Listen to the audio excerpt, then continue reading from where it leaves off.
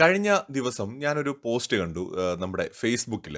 അതായത് വിദേശ രാജ്യങ്ങളിലേതുപോലെ തോന്നിപ്പിക്കുന്ന നമ്മുടെ റോഡ്, നമ്മുടെ ദേശീയപാത 66, കേരളത്തിന്റെ മുഖച്ഛായ മാറ്റിക്കൊണ്ട് കാസർഗോഡ് മുതൽ തിരുവനന്തപുരം വരെ 678 കിലോമീറ്റർ ആറുവരി പാത എന്നൊക്കെ പറഞ്ഞുകൊണ്ട് വളരെ വിശദമായൊരു പോസ്റ്റാണ്. അതിൽ കേരളത്തിന്റെ ഒരു റോഡ് എന്ന് പറഞ്ഞുകൊണ്ട് ഇതിനെ അവതരിപ്പിക്കുന്നു. അപ്പോൾ അതിനകത്ത് ആ ഒരു പോസ്റ്റിൽ എവിടെയും കേന്ദ്ര സർക്കാരിനെ കുറിച്ച് മെൻഷൻ ചെയ്യുന്നുമില്ല. അപ്പോൾ അതിന്റെ താഴെ ഒരു കോൺഗ്രസ് അനുഭാവിയാണ്, വളരെ കൗതുകം തോന്നിയ ഒരു പോസ്റ്റാണ്. ഞാൻ അതിന്റെ സ്ക്രീൻഷോട്ട്സ് ഒന്നും വയ്ക്കുന്നില്ല. അദ്ദേഹം ഒരു രാഷ്ട്രീയ പേര് പറഞ്ഞിട്ടാണെങ്കിൽ വിവരമില്ല അല്ലേ, പ്രിയപ്പെട്ട ഡാഷ് NH 66 കാസർഗോഡ് നിന്ന് ആരംഭിച്ച് തിരുവനന്തപുരത്ത് അവസാനിക്കുന്നതല്ല, മഹാരാഷ്ട്രയിലെ പനവേലിയിൽ നിന്ന് ആരംഭിച്ച് തമിഴ്നാട്ടിലെ കന്യാകുമാരിയിൽ അവസാനിക്കുന്നതാണ്. ഇത് പണിയുന്നത് പിണറായി വിജയനോ മരുമകനോ അല്ല, ഇത് കേന്ദ്ര സർക്കാരാണ് പണിയുന്നത്, സാമാന്യ വിവരമെങ്കിലും ഒക്കെ വേണം എന്ന് പറഞ്ഞുകൊണ്ട് മറുപടി കാണുന്നുണ്ട്. സോ അതിന്റെ താഴെ വേറെയും കുറെ ആൾക്കാർ മറുപടി ഇട്ടിട്ടുണ്ട്. ഇത് മോഡിയുടെ തറവാട്ടിൽ നിന്ന് കൊണ്ടുവന്നതല്ലോ, ജനങ്ങളുടെ നികുതിപ്പണം ഉപയോഗിച്ചല്ലേ നിർമ്മിക്കുന്നത്. വേറൊരാൾ പറഞ്ഞിട്ടുണ്ട്, ഇതിന്റെ ക്രെഡിറ്റ് നിങ്ങൾ പിണറായിക്കോ അല്ലെങ്കിൽ മോദിക്കോ ആർക്ക് വേണമെങ്കിലും കൊടുത്തോ, പക്ഷെ ആത്യന്തികമായിട്ട് ഞങ്ങളുടെയാണ്, ജനങ്ങളുടെയാണത്. വേറൊരാൾ കമന്റ് ചെയ്തിട്ടുണ്ട്, വെറുതെ അല്ലല്ലോ, ടോള് കൊടുത്തിട്ടല്ലേ, ആരുടെ ഔദാര്യമൊന്നും അല്ല എന്ന് പറഞ്ഞിട്ട് കമന്റ് ചെയ്തിട്ടുണ്ട്. സോ ശരിക്കും നമ്മുടെ നാഷണൽ ഹൈവേയുടെ അവകാശികൾ ആരാണ് എന്നതാണ് കേരളം നേരിടുന്ന ഏറ്റവും വലിയ പ്രശ്നം തോന്നുന്നു. ഇപ്പൊ അങ്ങനത്തെ ഒരു ചർച്ചയാണ് കേരളം ഒട്ടാകെ നടക്കുന്നത്. ഈ വിഷയത്തെക്കുറിച്ച് തന്നെ നമുക്ക് സംസാരിക്കാം.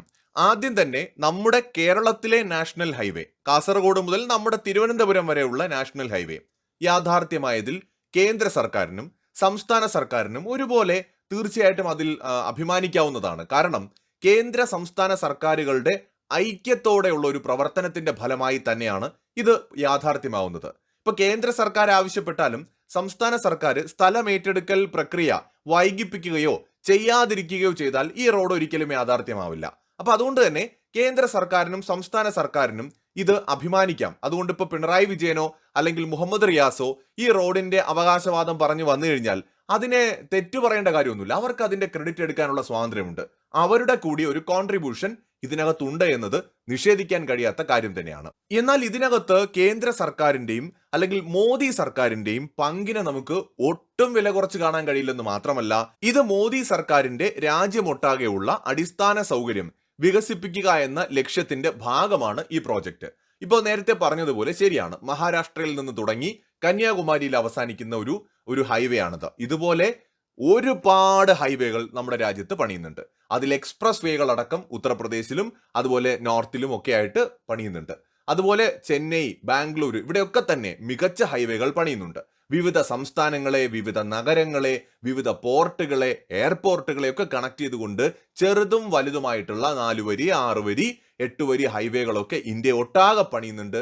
അതിന്റെ ഭാഗം തന്നെയാണ് കേരളത്തിൽ നടക്കുന്ന ഹൈവേ വികസനം. അപ്പൊ ഇതിന്റെ ഏറ്റവും വലിയ ക്രെഡിറ്റ് ആർക്കാണെന്ന് ചോദിച്ചു കഴിഞ്ഞാൽ ഞാൻ എന്തായാലും ഫസ്റ്റ് പറയാൻ പോകുന്നത് മോദി ഗവൺമെന്റിന് എന്ന് തന്നെയാണ്. അതിന്റെ കാരണം നരേന്ദ്രമോദി 2014 വന്നതിന് ശേഷമാണ് ഇന്ത്യയിൽ ഹൈവേ വികസനം ഇത്രയും വേഗത്തിൽ നടന്നിട്ടുള്ളത്. ഇപ്പോൾ 2014 മുമ്പ് ഒന്നാം UPA സർക്കാരും രണ്ടാം UPA സർക്കാരും ഉണ്ടായിരുന്നു. ആ കാലഘട്ടത്തിൽ ഇതുപോലൊരു ഹൈവേ വികസനം യാഥാർത്ഥ്യമായില്ല. ഇപ്പോൾ ഒന്നാം UPA സർക്കാരിന്റെ കാലത്ത് ഇടതുപക്ഷം കൂടി അതിന്റെ ഭാഗമായിരുന്നു. എന്നിട്ടും കേരളത്തിൽ ഇങ്ങനെ ഒരു ഹൈവേ യാഥാർത്ഥ്യമായില്ല. രണ്ടാം UPA സർക്കാരിന്റെ കാലത്തും യാഥാർത്ഥ്യമായില്ല. അതിനു മുമ്പ് എല്ലാവരും പറയുന്ന ഇന്ദിരാഗാന്ധി അല്ലെങ്കിൽ രാജീവ് ഗാന്ധി ഒക്കെ പോലെയുള്ള പ്രഗത്ഭരായിട്ടുള്ള ഭരണാധികാരികൾ ഉണ്ടായിരുന്നപ്പോഴും രാജ്യത്ത് ഇത്തരത്തിലുള്ള ഹൈവേ വികസനം നമ്മൾ കണ്ടിട്ടില്ല. മൻമോഹൻ സിംഗിനെ പോലെ വളരെ ഫ്യൂച്ചറിസ്റ്റിക് ആയിട്ടൊക്കെ ചിന്തിക്കുന്ന ഒരു പ്രൈം മിനിസ്റ്റർ ഉണ്ടായിരുന്നു എന്ന് പറയുമ്പോഴും ഇത്തരത്തിലുള്ള ഇൻഫ്രാസ്ട്രക്ചർ ഡെവലപ്മെന്റും റോഡ് വികസനവും കേരളം എന്തിന് ഇന്ത്യ ഒട്ടാകെ കണ്ടിട്ടില്ല. അപ്പോ അത് നമുക്ക് നിഷേധിക്കാൻ കഴിയാത്ത ഫാക്ട് തന്നെയാണ്. ഇപ്പൊ ഇതിനകത്ത് നമ്മൾ നോക്കിയാൽ 2014 നരേന്ദ്രമോദി വരുമ്പോൾ ഇന്ത്യയുടെ ടോട്ടൽ നാഷണൽ ഹൈവേയുടെ ലെങ്ത് 91,000 കിലോമീറ്റർ ആയിരുന്നു. നരേന്ദ്രമോദി വന്നതിന് ശേഷം 2024 അത് നോക്കുമ്പോൾ ഏതാണ്ട് 2 ലക്ഷത്തിനടുത്ത് കിലോമീറ്റർ ആണ്. ഏതാണ്ട് ഒരു 10 വർഷം കൊണ്ട് 60% രാജ്യത്ത് ഹൈവേയുടെ ലെങ്ത് വർദ്ധിച്ചത്. എന്ന് വെച്ചാൽ നരേന്ദ്രമോദി വന്നതിന് ശേഷം ഒരു എക്സ്പ്രസ് വേസിന്റെയും ഹൈവേകളുടെയും ഒക്കെ ഒരു ബൂം തന്നെ രാജ്യത്തുണ്ടായി. 2013-14 നമ്മുടെ റോഡ് ട്രാൻസ്പോർട്ട് ഹൈവേ ബഡ്ജറ്റ് എന്ന് പറയുന്നത് ഏകദേശം ഒരു 31,000 കോടി ആയിരുന്നെങ്കിൽ 2023-24 അത് 2.7 ലക്ഷം കോടിയാണ്. എന്ന് വെച്ചാൽ എത്ര മടങ്ങ് വർധനവാണ് ഉണ്ടായതെന്ന് ആലോചിച്ച് നോക്കൂ. 2014 നരേന്ദ്രമോദി വന്നതിന് ശേഷം ഇന്ത്യയിൽ പണിതിട്ടുള്ള ചില ഹൈവേകൾ നോക്കാം. ഇപ്പോൾ expressways, Delhi Mumbai expressway 1386 kilometre ആണ് അതിന്റെ ലെങ്ത്. ഏതാണ്ട് 98,000 കോടി ചിലവഴിച്ച് നിർമ്മിച്ചതാണ്. Bengaluru Chennai expressway 260 kilometre, 17,000 കോടിയാണ് ചെലവ്.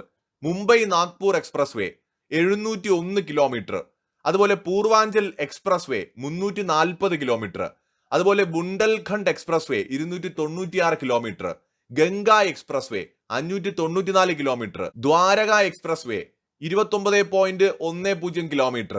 Ahmedabad Dholera expressway 109 kilometre. Delhi Amritsar Katra expressway 650 kilometre.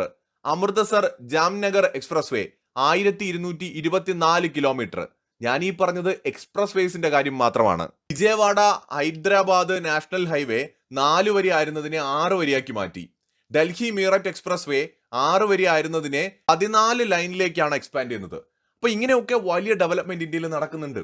ഇപ്പോ ഈ പറയുന്ന നമ്മുടെ മുംബൈയിൽ നിന്ന് അല്ലെങ്കിൽ മഹാരാഷ്ട്രയിൽ നിന്ന് നമ്മുടെ കേരളത്തിലേക്കും തമിഴ്നാട്ടിലേക്കും എത്തുന്ന നമ്മുടെ നാഷണൽ ഹൈവേയുടെ കാര്യം എടുത്താൽ ഇത് മോദി സർക്കാരിന്റെ വളരെ ഫ്യൂച്ചറിസ്റ്റിക് ആയിട്ടുള്ള വിഷനോട് കൂടിയിട്ടുള്ള ഒരു വലിയ ബൃഹത് പദ്ധതിയുടെ ഭാഗമാണ്. ഭാരത് മാല പരിയോജന ഒക്കെ പോലെയുള്ള റോഡ് വികസന പദ്ധതികൾ, സാഗർ മാലയൊക്കെ പോലെയുള്ള നമ്മുടെ സമുദ്രങ്ങളെ തമ്മിൽ അല്ലെങ്കിൽ നദികളെ തമ്മിൽ കണക്ട് ചെയ്യുന്ന പ്രോജക്റ്റുകൾ, അങ്ങനെ ഒരുപാട് പദ്ധതികൾ മോദി ഗവൺമെന്റിനുണ്ട്. അപ്പൊ അതില് രാജ്യത്തൊട്ടാകെ നടക്കുന്ന വികസനത്തിന്റെ ഭാഗമാണ് നമ്മുടെ കേരളത്തിൽ നമ്മൾ കാണുന്നത്. സോ അതുകൊണ്ട് ഫസ്റ്റ് ക്രെഡിറ്റ് എന്ന് പറയുന്നത് മോദിക്കാണ്. അപ്പൊ പറയും ജനങ്ങളുടെ നികുതി പണമാണ്, പണ്ട് നമ്മളല്ലേ നികുതി അടച്ചത്. അതായത് മോദി 2014 വരുന്നതിന് മുമ്പ് നമ്മൾ നികുതി അടച്ചില്ലേ? ആ നികുതി പണം കൊണ്ട് എന്തേ ആരും റോഡ് നിർമ്മിക്കാത്തത്? അന്നും സാധിക്കുമായിരുന്നല്ലോ, നമ്മുടെ നികുതി പണം തന്നെയാണല്ലേ, അന്നും സാധിക്കുമായിരുന്നില്ലേ? ഇനി ടോള് വാങ്ങുന്നു എന്ന് പറയുന്നവര്, ശരി പണ്ടും ഇതാകാമായിരുന്നല്ലോ, പണ്ട് വന്ന സർക്കാരുകൾക്കും ടോള് വെച്ചുകൊണ്ടാണെങ്കിൽ പോലും ഇത് നിർമ്മിക്കാമായിരുന്നല്ലോ. അപ്പോൾ അതൊക്കെ തട്ടുമുട്ട് ന്യായങ്ങളാണ്. ടോള് ലോകത്ത് എല്ലായിടത്തും ഉണ്ട്, ചൈനയെ പോലും ഉണ്ട്, കമ്മ്യൂണിസ്റ്റ് രാജ്യമായ ചൈനയെ പോലും ഉണ്ട്. ഇവിടെ നിന്ന് അങ്ങോട്ട് പോകുന്നവരെ കാര്യം നിങ്ങൾ നോക്കിക്കോളൂ. ഒരുപാട് വീഡിയോകൾ ചെയ്യുന്ന മലയാളികളുണ്ട്, അവരുടെ വീഡിയോസ് കണ്ടാൽ മതി, അവിടെ പോലും ടോൾ ഉണ്ട്. അതൊക്കെ രാജ്യത്തിലെ എല്ലാ രാജ്യങ്ങളിലും ഉണ്ടാവും ടോളൊക്കെ, ഒരു നിശ്ചിത കാലത്തേക്ക് ഉണ്ടാവും. എല്ലാ വലിയ പ്രോജക്റ്റുകളും ഗവൺമെന്റും പ്രൈവറ്റ് കമ്പനികളും ഒക്കെ ജോയിൻ ചെയ്തിട്ടാണ് ചെയ്യുന്നത്. അപ്പൊ അതുകൊണ്ട് തന്നെ അത് സ്വാഭാവികമായിട്ടും കുറെ കാര്യങ്ങളൊക്കെ അങ്ങനെ ഉണ്ടാവും. മുഴുവൻ ബാധ്യതയും ഗവൺമെന്റിന് ചിലപ്പോൾ എടുക്കാൻ പറ്റില്ല. ഇനി ഗവൺമെന്റ് ഫണ്ട് ചെയ്താൽ പോലും പലപ്പോഴും ടോളൊക്കെ വെക്കേണ്ടി വരും. കാരണം ഗവൺമെന്റിന് കൂടുതൽ പ്രോജക്റ്റുകൾ ചെയ്യുന്നതിന് ഫണ്ട് വേണം. അതുപോലെ നികുതി, നമ്മൾ നികുതി അടച്ചുകൊണ്ട് കാര്യമില്ല. കിട്ടുന്ന നികുതി രാജ്യത്തിന്റെ വികസനത്തിന് ഭംഗിയായി വിനിയോഗിക്കാൻ ഭരിക്കുന്നവർക്ക് അറിയില്ലെങ്കിൽ എന്ത് ചെയ്യും? ഇപ്പൊ 2014 വരെ അങ്ങനെ ഒരു കാര്യം നമ്മുടെ രാജ്യത്ത് കണ്ടിട്ടില്ല. അപ്പോൾ നരേന്ദ്രമോദി ഗവൺമെന്റിന്റെ ആ ഒരു മികവിനെ നമ്മൾ അംഗീകരിച്ചേ മതിയാവൂ. ഇപ്പൊ വിഴിഞ്ഞം പ്രോജക്റ്റ് പോലും യാഥാർത്ഥ്യമായത് നരേന്ദ്രമോദി വന്നിട്ടാണ്. അതിനു മുമ്പ് ഇവിടെ എത്രയോ പേര് ഭരിച്ചു. അപ്പൊ അത്തരം റിയാലിറ്റികളോടും നമ്മൾ മുഖം തിരിച്ചിട്ട് കാര്യമില്ല. ഇനി ക്രെഡിറ്റിന്റെ കാര്യം പറയുമ്പോൾ തീർച്ചയായിട്ടും കേരള സർക്കാരിന് ക്രെഡിറ്റ് ഉണ്ട്. കാരണം അവരുടെ ഒരു സഹകരണം ഇല്ലാതെ ഇത് എങ്ങനെ സാധ്യമാകും?